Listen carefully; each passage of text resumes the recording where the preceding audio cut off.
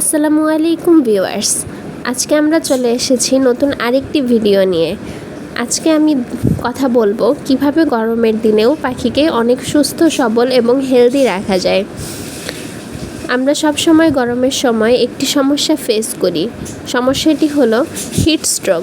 পাখি হঠাৎ করে মারা যেতে থাকে। আমরা বুঝেই উঠতে পারি না পাখিটির কি হয়েছে। আমাদের শখের পাখিটির এরকম হঠাৎ করে মারা যাওয়া আমাদের কাছে খুবই দুঃখজনক।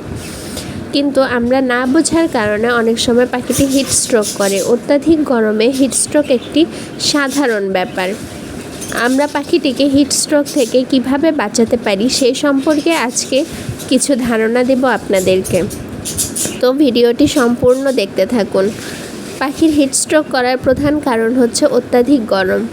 গরম থেকে পাখিটিকে বাঁচানোর জন্য আমরা প্রতিদিন পাখিটির খাঁচায় গোসলের পানি দিতে পারি। পাখিটি যদি নতুন হয়, গোসলের পানির সাথে অভ্যস্ত না হয়, তাহলে হয়তোবা আপনার পাখিটি গোসল নাও করতে পারে। কিন্তু দেখুন আমার পাখিটি কি সুন্দর গোসল করছে। প্রতিদিন গোসল করার ফলে পাখির গায়ে যেমন ময়লা থাকবে না, তেমন পাখির হিট স্ট্রোক করার সম্ভাবনা একদম কমে যাবে। তাই প্রতিদিন পাখির খাঁচায় নিয়ম করে একবার আধা ঘন্টার জন্য পাখিকে গোসলের পানি দিন। আপনার পাখিটি যদি গোসলে অভ্যস্ত না হয়, তাহলে পাখির পানির মধ্যে কিছুটা কলমি শাক অথবা ঘাস দিয়ে দিতে পারেন। ঘাসটি অবশ্যই পাখিটি যখন খেতে থাকবে তখন পাখির গায়ে পানি লাগবে এবং সে গোসল করতে অভ্যস্ত হয়ে যাবে।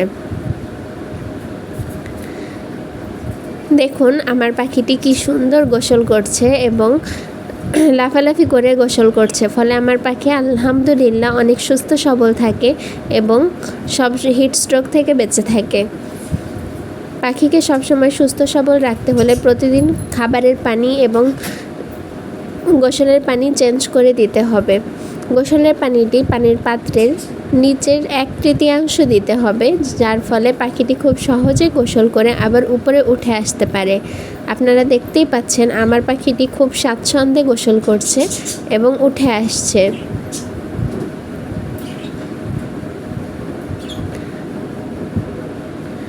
পাখিকে গরম থেকে বাঁচানোর জন্য আরেকটি উপায় হলো পাখিকে ভালো মানের খাবার দেওয়া। ভালো মানের খাবার বলতে পাখিকে এগ ফুড দেওয়া।